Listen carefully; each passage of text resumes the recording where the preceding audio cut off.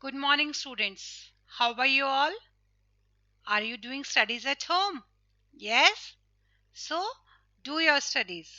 Yes, students? Because now we are completing the chapter discussion. Yes, we have completed chapter 4 discussion and we have we are discussing now chapter number 5.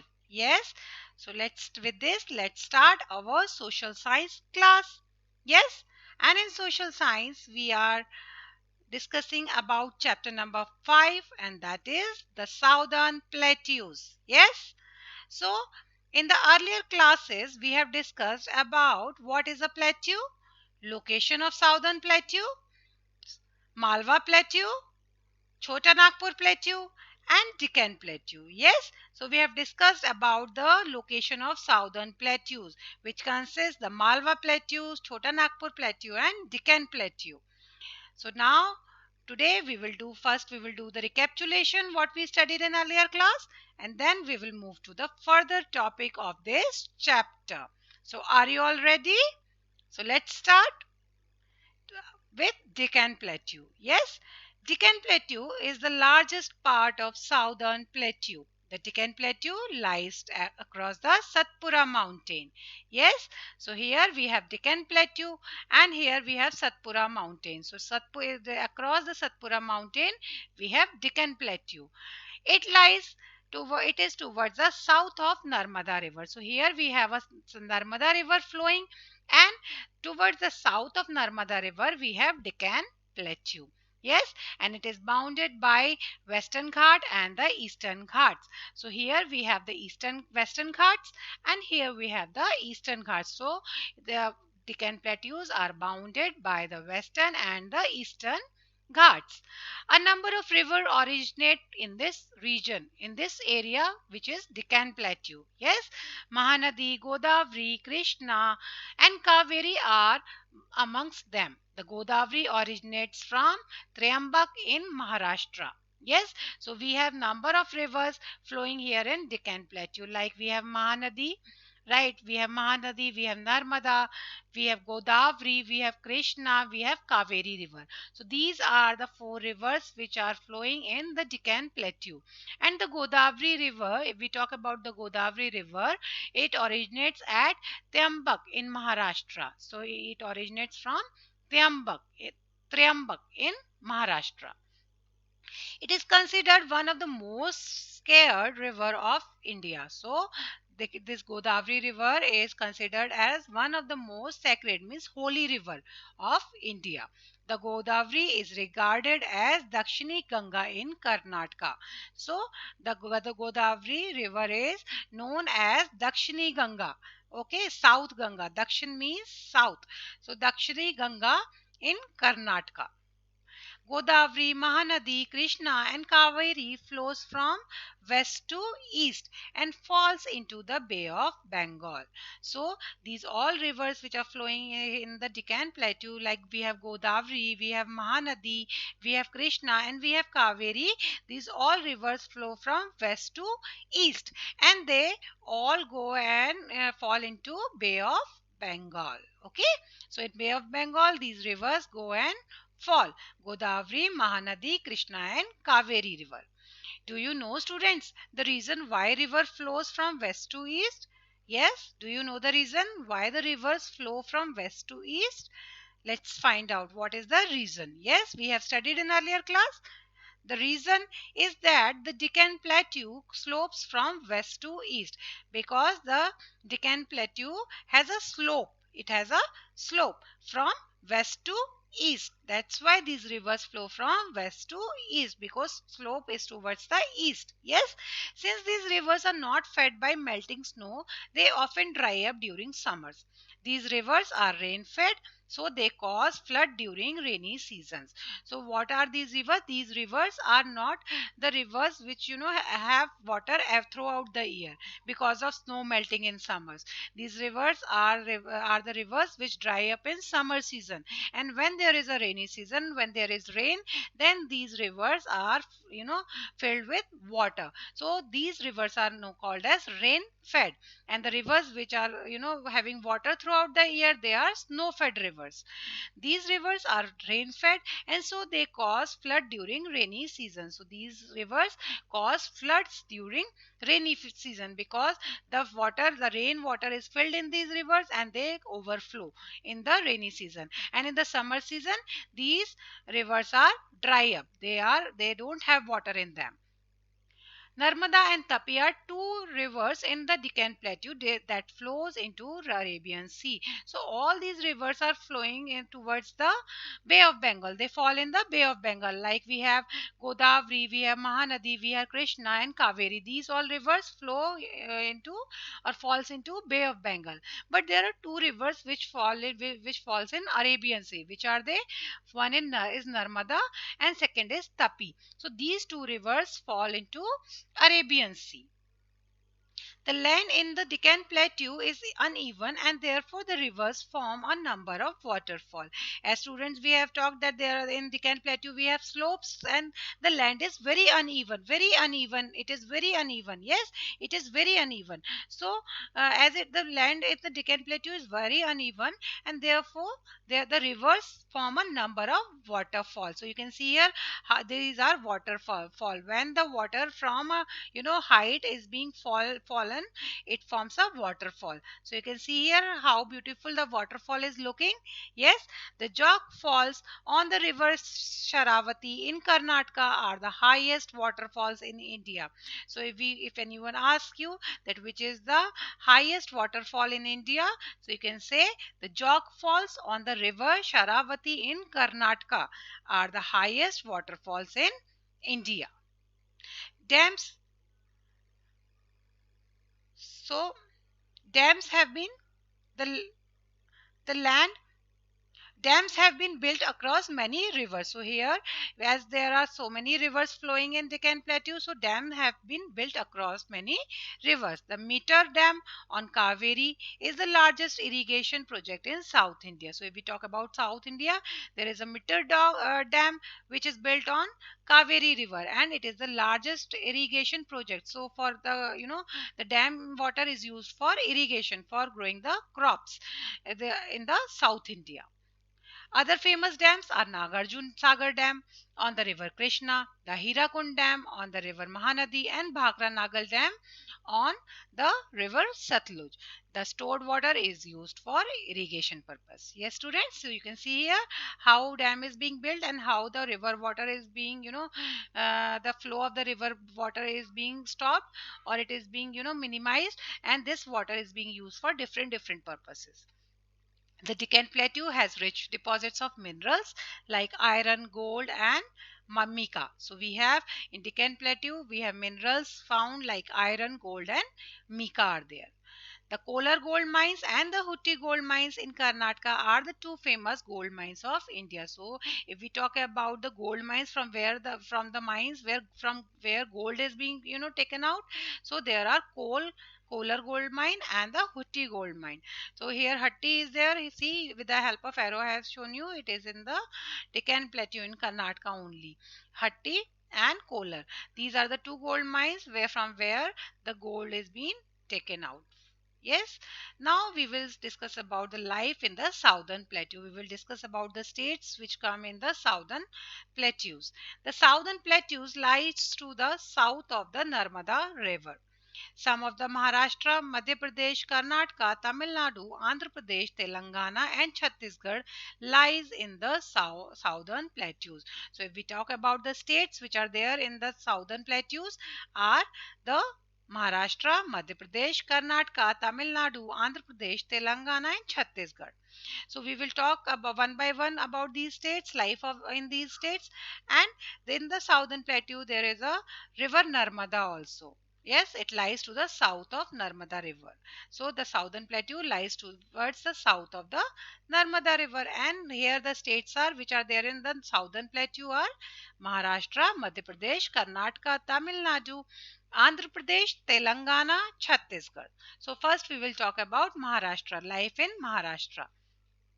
So if we talk about Maharashtra, here is Maharashtra. Yes, Maharashtra lies in the northwestern part of the Deccan Plateau. So here we have Deccan Plateau, and towards the northwestern part is the state Maharashtra. Has rich soil. So it has a very rich soil, very fertile soil. The Godavari and Krishna passes through this region. So the river Godavari and Krishna flows in Maharashtra. Most of the people are farmer here in Maharashtra. They grow cotton, jowar, bajra, cotton, grow groundnuts, sugarcane and fruits like oranges, grapes and mangoes.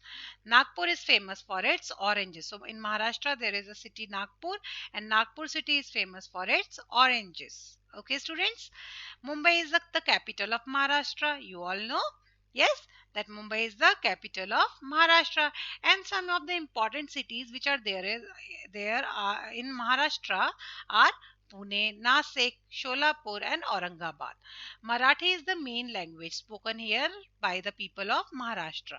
Yes, and if we talk about the important cities, they are the Mumbai is the capital of Maharashtra, Pune, Nasik, Sholapur, yes, and Aurangabad. These are the important cities of Maharashtra. And in Aurangabad, there is a Ajanta and Ellora caves also. If you have gone to Mumbai, if you have gone to Maharashtra, you might have visited these caves. And if you have not gone, so you can plan it to go and visit it. They are very good caves. They are very old and ancient caves. Yes, the famous Ajanta and Ellora caves are in Aurangabad.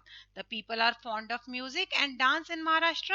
Tamasha is the most popular dance drama here in Maharashtra. Lavani is the popular form. So Lavani, here is a Lavani dance which the people of Maharashtra do. And this is a tamasha dance performance or dance drama which here in Maharashtra is very famous.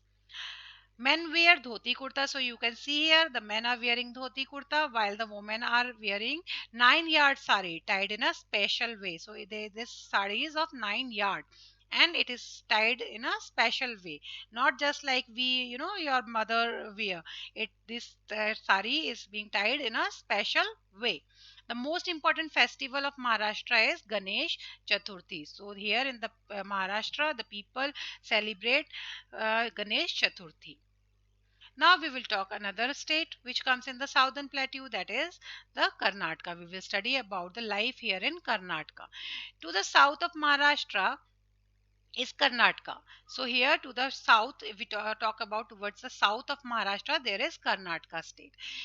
Krishna, Tungbhadra, and Kaveri rivers flow through this state. So through Karnataka, the rivers which flow here are Krishna, Tungbhadra, and Kaveri rivers. Most of the people here in Karnataka are farmers. The main crops grown here are jowar, ragi, cotton, coffee, sugarcane, and spices. Yes, Bangalore, now called as Bangalore, is the capital of Karnataka. So the capital of Karnataka is Bangalore, or now it is Bengaluru, otherwise it was Bangalore. It is known as the Garden City because of its many parks. Karnataka has many parks, so this the in Karnataka, Bangalore, there are many parks, and that is the reason Bangalore is also known as the Garden City. It is a big industrial center. It has many factories producing aeroplane, watches, telephone, machines, etc. So here in Bangalore, we have many factories. Like we have aeroplane factory, we have watch factory, telephones are there, machinery factories are there, found in Bangalore. Recently, computer industry has been made it world famous. So recently in Bangalore, computer industry has made it world famous. It is now called Silicon Valley of the East. So now Karnataka is known as the Silicon Valley of the East. The main cities are Mysore, Hubali, Belagavi and Dharawal. So here in Karnataka, if we talk about the main cities of this state, the main cities are Mysore, Hubali, Belagavi and Dharwar. Men wear here dhoti kurta and women wear sari and blouse. So you can see here men are wearing dhoti kurta and the women wear sari and blouse in Karnataka state. The main language spoken by the people of Karnataka is Kannada. People are fond of music and dance here also. So just like Maharashtra, here in Karnataka also people are fond of music and dance. Yakas Hangana is the traditional folk theatre of Karnataka. So you can see here, this is a Yakas Hangana. It is a traditional folk theatre, or a play which is being performed in Karnataka. Carnatic music is popular throughout the country. So they in Karnataka, the singers sing the Carnatic music. There is a music composer by composed by as a Carnatic music, which is very popular throughout the country. Mysore Mysuru, which is earlier known as Mysore, is famous for its Dashera celebration at the Mysore Palace and Vrindavan Garden. So here in Mysore, there is a Dashera celebration being celebrated at Mysore Palace and Vrindavan Garden. So here we have Mysore Palace, and this is a Vrindavan Garden where Dashera celebration is being performed or held. Now we will talk about the third state, which is Tamil Nadu, which comes in the southern plateaus only. Tamil Nadu lies to the south of Karnataka. So towards the south of Karnataka, we have Tamil Nadu state. And Tamil Nadu state is also a part of southern plateau. Farming is the main occupation of the people here in Tamil Nadu. Rice, sugarcane, cotton and groundnuts are the main crops grown here in Tamil Nadu. In the hills of Nilgiri, coffee and tea are grown here. So here in Tamil Nadu we have Nilgiri hills, and in the hills of Nilgiri the coffee and tea are grown. Tamil Nadu is one of the most industrialized state of India. So here so many types of industries are there in Tamil Nadu, and the integral coach factory at Perambar makes railway coaches. So here in Tamil Nadu we have an integral coach factory where the coach factory which is in Perambar. It is a city in Tamil Nadu, Perambar, where the railway coaches are made in the industry. Kachipuram is famous for its silk sarees. So here in Kachipuram, in Tamil Nadu, we have Kachipuram silk saree also. Chennai is the capital of Tamil Nadu, and Tamil is the main language spoken here. So here in Tamil Nadu, people speak Tamil, and Chennai is the capital of Tamil Nadu. South India, South Indian food comprise dosa, idli, upma, and sambar are the famous food eaten by the people of Tamil Nadu, and it is popular all over the country. So all over the country, people eat dosa, idli, upma, and sambar. Yes, I also like dosa, idli, upma, and sambar. I think you all will also enjoy to eat. Yes, you will also enjoy if your mother will cook dosa, idli, upma, and sambar. So like this, the main dish of Tamil Nadu is the dosa, idli, upma, and sambar. If we talk about the dress which the people wear in Tamil Nadu, the men wear lungi and shirt. You can see here lungi and shirt, and the girls wear long skirt called pavadiyas. So here in Tamil Nadu, the girls wear long skirt like pavadiyas. Bharatnatyam is the classical dance of Tamil Nadu. So you can see here the girl is the lady is performing Bharatnatyam dance. So this dance Bharatnatyam is the classical dance of Tamil Nadu. Pongal is the most important festival celebrated by the people of Tamil Nadu. So here the people are celebrating Pongal festival, which is a main festival or the important festival of Tamil Nadu state. Yes, students. Tamil Nadu is also famous for its temples. So there are so many temples here in Tamil Nadu. Some of the famous temples are Meenakshi Sundareshwaram temple in Madurai, Nataraj temple in Chidambaram, and Rameshwaram temple. These are some of the important temples which are there in Tamil Nadu. So students, today what we have discussed about the life about Deccan Plateau. Yes, we have discussed about the life in the southern plateau, and we have discussed about three states which are there in the southern plateau. We have discussed about Tamil Nadu, Karnataka and Maharashtra. Yes, so what you have to do, students, now you have to read page number 34 and 35 of chapter 5, the southern plateaus. Or what you can do, you can read the chapter from the starting till what we have covered today. And whatever doubts you have, you can either underline it or you can write in the rough notebook. Whenever we will have a doubt clearing session, you can ask me your queries one by one. Yes? Till then, thank you and have a nice day, students.